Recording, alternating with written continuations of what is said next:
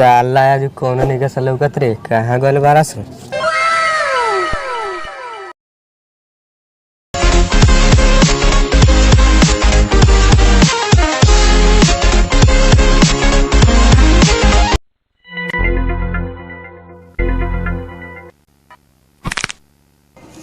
कार आदमी के बच्चा सुखड़िया खूब खैनी खात नु बाड़ी कैंसर पकड़ ली साले लाड़ पर धान झारे चल जाइब। बैक साला खैनी वनी के छोर हम की खेलबे। अरे साला गाड़ गोठौली नाम भूसौली दू गोड़ा में साला हूँ की होता रक्टुआ के बुलावल जा हो दे जाता है। ए रक्टुआ रे हेने आओ रे हेने आओ। कौन साला हरे? अरे साला हे कनी होगो सो लागत साला बीड़ी उड़ी लिया बड़ा सो।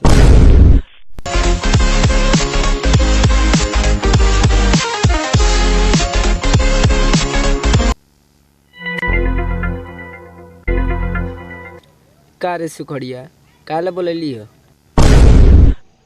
ए हम ही बोले लियो कि टैरा बोला लोग का हरे टैरा चाहू की खेलल जाओ। गेंदा हाउ पूछ न सुखड़िया से ये नु हौ की खेलेला हुरी आइले। अरे साला गेंडा का काले चिंता ले ले बरसे गल में मटुआ लिया वे। हाँ रे हो दिया ये गलो मटुआ।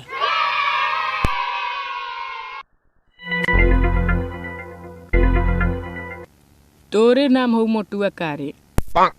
हाँ रे हमरे नाम मटुआ का उखाड़ लेबे। बाग रे साला गोड़ी मुड़ी छाट के आधा किलो मांस ना निकलते हुआ मोटुए नाम हो। ए साला खाली झगड़े कर बस कि खेलबो कर बस। आग रे साला अब गेल उलिया के तोरवैले रहनी सन आवा सब कौड़ी आ जाओ। कथी कैले रहलिए कि रो देला खरे? हई साला बता खाली फुसु फुसुर बतियात रहा खेलबे की जाई रे हम। ए साला तैके पूछ लेनी त का हो गेलो फाटत हो का? ए आवस ना कौड़ी आवल जाओ। आवस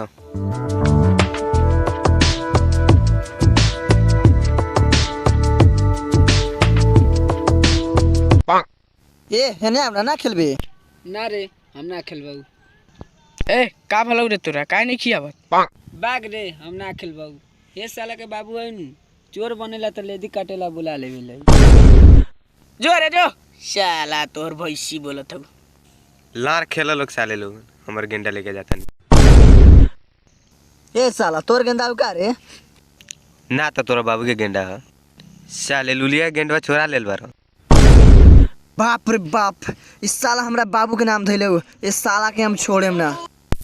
हाँ रे तोरा बाबू के नाम धलियो छोड़िए मत। मार साला के मार छोड़िए मत साला के मार।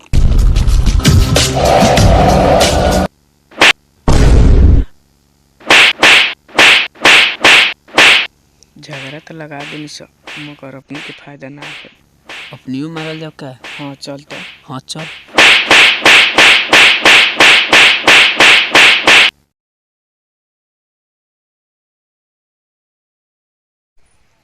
नमस्कार प्रणाम भैया लोग। आप लोग का छोट भाई यादव कृष्णा और मिथुन भाई हम लोग का चैनल है मिथुन भाई यूट्यूबर। वहाँ पर जाइए और सर्च मारिए MR म्यूजिक आएगा वहाँ पर क्लिक कीजिए हम लोग का वीडियो देखिए और प्यार दुलार दीजिए और लाइक सब्सक्राइब कीजिए और शेयर कमेंट कीजिए शेयर कीजिए।